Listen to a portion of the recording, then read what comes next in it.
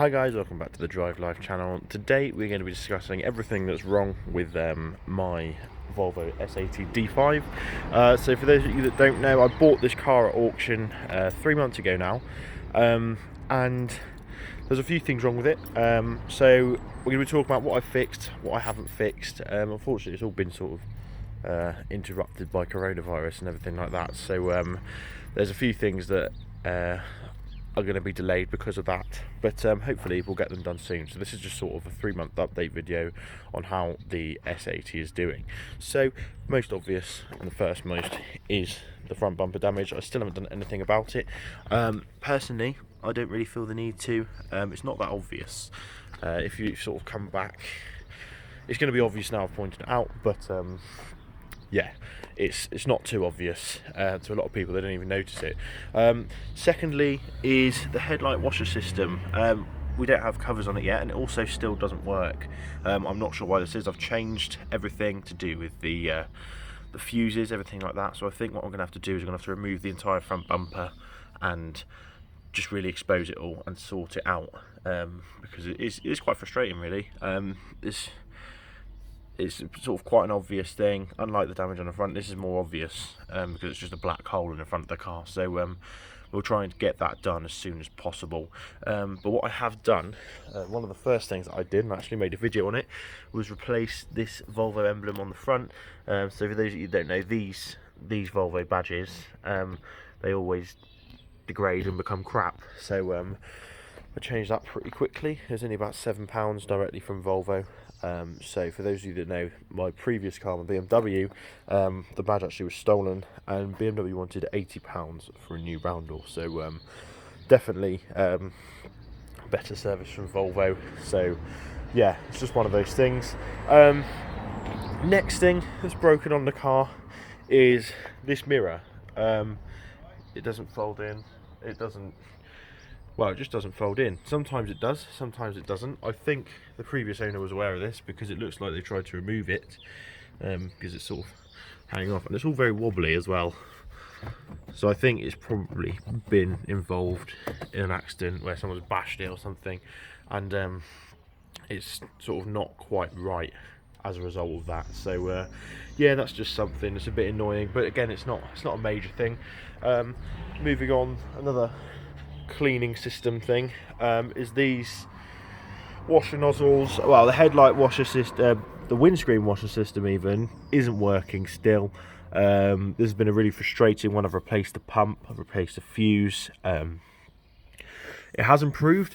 We now get a little bit of a dribble out of this one, but this one we don't get anything from. So I'm gonna have to again completely remove everything. But what I have found out is that these are heated.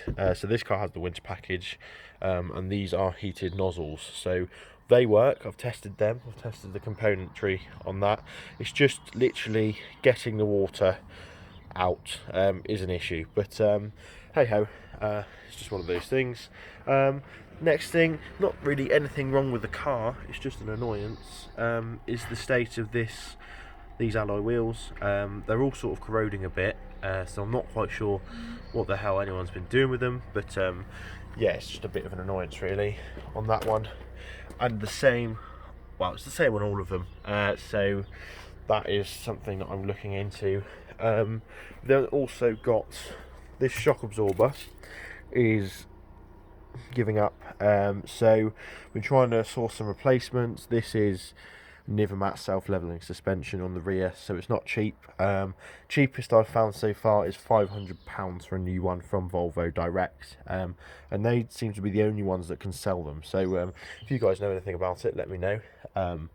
But they're a really weird setup. I think they were literally used on 2009 2010 S80s. I haven't been able to find anyone else, any car that uses this system at all. So yeah, that's something to fix in the future. I think I'm just gonna have to go and bite the bullet and pay the £500. That's what credit cards are for. So yeah, we'll do that. I just want to do it sooner rather than later, because obviously the more vibrations that go through the car, it just increase wear on everything. There's a massive tractor. Yeah, it just increases the wear and everything else. So I want to get that done as soon as possible. I've also noticed a little crack in this light here. Again, this is just me being OCD, but yeah, we've got a crack in this light, so I might replace that. Probably not, because at the moment that's the least of my worries. And then finally, if we move on to the inside, we have an issue with one of my windows. Actually, it still works and everything. It's this passenger window, but it's lost its automatic functioning. So when I put the key in, turn the ignition on this side, I just tap the window button. Oh, that's a great start.